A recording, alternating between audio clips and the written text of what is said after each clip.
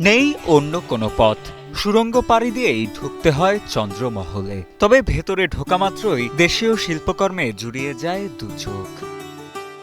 তাজমহলের আদলেই বাগেরহাট সদর উপজেলার রঞ্জিতপুর গ্রামে তৈরি করা হয়েছে এই চন্দ্রমহলটি।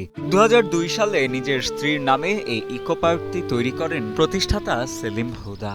জেলায় ভ্রমণ পিপাসুদের কাছে যেমন পছন্দের জায়গায় পরিণত হয়েছে রঞ্জিতপুরের এই চন্দ্রমহল, তেমনি জেলার বাইরে থেকেও প্রতিদিন ছুটে আসছেন শত শত দর্শনার্থী। আমি এখান থেকে আমার যেতে ইচ্ছে করছে না। আসলে চন্দ্রমহল পার্কটা একটু বাগেরহাট থেকে একটু দূরে, কিন্তু মানুষের যাতায়াত ব্যবস্থার জন্য অনেক সময় দেখা যায় অনেকে জানেও না, কিন্তু আমার মনে হয় জায়গাটা আসলে সবার ভালো লাগবে, যেতে ইচ্ছে করবে না। চারদিক থেকে চন্দ্রমহলটিকে ঘিরে রেখেছে বিভিন্ন প্রজাতির গাছগাছালি। তাজমহলের আদলে তৈরি করা এই চন্দ্রমহলটিকে ভিন্ন আঙ্গিকে সাজিয়েছে ইকো পার্কটির সবুজ শ্যামল পারিপার্শ্বিক পরিবেশ।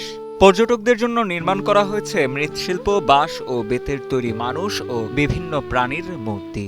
মাটির তৈরি এসব জিনিসপত্র ও ভাস্কর্যে ফুটে উঠেছে গ্রামীণ নারীদের জীবনযাত্রা সহ পল্লী সংস্কৃতির নানান স্মৃতিকথা।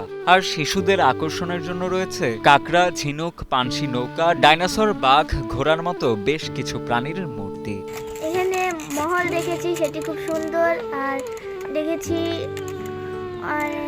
কচ্ছপ, মাছ দেখেছি, শাপলা। মাটির তৈরি বিভিন্ন ধরনের তৈজসপত্র বানানোর সাথে জড়িত এক কুমার জানান, চন্দ্রমহলে ঘুরতে এসে মাটির তৈরি এসব জিনিস কিনে নিয়ে যান দর্শনার্থীরা। আমি এই জায়গায় 10 বছর কাজ করি, এই কুমারের কাজ। এর উপরেই উপরওয়ালা আমার সংসার চালায় নেয়।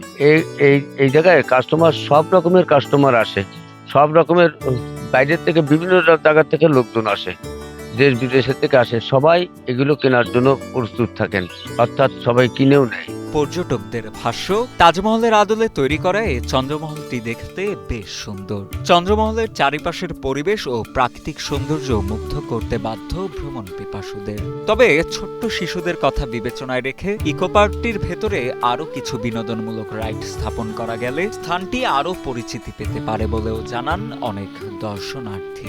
ভিতরে যে ডেকোরেশনগুলো করেছে এটাকে আরেকটু ডেভেলপ করা যেত হয়তো।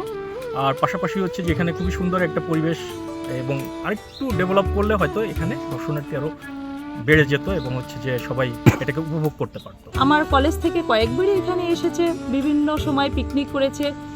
আমিও এসেছি, এর আগেও কয়েকবার এসেছি। যদিও এখানে আরও আরেকটু সাজিয়েছে।